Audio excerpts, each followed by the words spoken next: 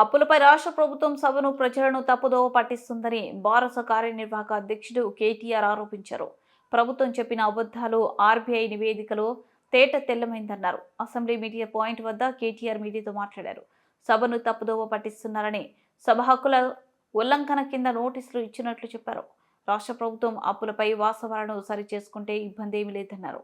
గతంలో సీఎం కిరణ్ కుమార్ రెడ్డికి నోటీసులు ఇస్తే అప్పటి స్పీకర్ చర్చకు అనుమతి ఇచ్చారని కేటీఆర్ గుర్తు చేశారు. ఎమ్మెల్యే ప్రోటోకాల్ ఉల్లంఘనపై స్పీకర్కు ఫిర్యాదు చేశాం. ప్రభుత్వ కార్యక్రమాలకు కాంగ్రెస్ ఇన్ఛార్జ్ను పిలుస్తున్నారు.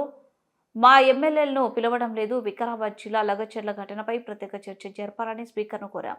మా భూమి మేము ఇవ్వం అన్న పాపానికి లగచర్ల రైతులను జైల్లో పెట్టారు. భూములు ఇవ్వకపోతే జైల్లో పెడతారా? జైల్లో రైతులపై 3rd డిగ్రీ ప్రయోగించారు. గిరిజన రైతులకు బేడీలా, రైతులకు బేడీలా, గిరిజన రైతులకు బేడీలా, గిరిజన రైతులకు బేడీలా, రైతులకు బేడీలేస్తారా?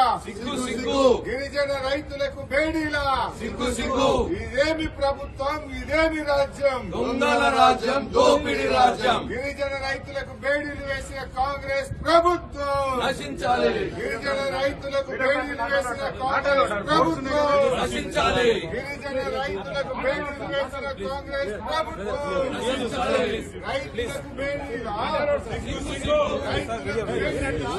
గిరిజన రైతులకు బేడీలు వేసిన కాంగ్రెస్ ప్రభుత్వం. మేము శాసనసభ వేదికగా ముఖ్యమంత్రిని ఒకటే అడుగుతున్నాం. నీ అయ్య జాగీరా తెలంగాణ, నీ అయ్య జాగీరా కొడంగల్, భూమి ఇయ్యా, నా సొంత భూమి నేను ఇయ్యా అంటే జైల్లో పెట్టేందుకు ఎవరు నువ్వు? నియంతవా, రారాజువా, చక్రవర్తివా? ఏమనుకుంటున్నావు? నీకు నువ్వు ప్రజాస్వామ్యంలో అత్యున్నత వేదిక శాసనసభ. ఆ శాసనసభలో చర్చ పెట్టమంటే దమ్ము లేక పారిపోయిన దద్దమ్మ రేవంత్ రెడ్డి. అందుకే నేను అంటా ఉన్నా, నువ్వు ఏ ప్రయత్నాలు చేసినా, ఎన్ని కుయుక్తులు పన్నినా ఆ రైతుల తరపున కొట్లాడుతూనే ఉంటాం. ఈరోజు ఒక రూపంలో వచ్చినాం, రేపు ఇంకో రూపంలో వస్తాం. తప్పకుండా నేను ఎండగడతాం.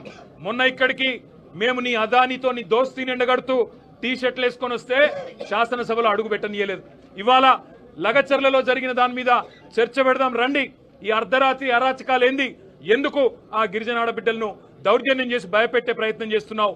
మగవాళ్ళను జైలుకు పంపినావు, ఆడబిడ్డలనేమో ఇంటింటికి పోయి హింసిస్తున్నావు, బెదిరిస్తున్నావు అని అడిగితే సమాధానం చెప్పే సత్తా లేని సన్నాసి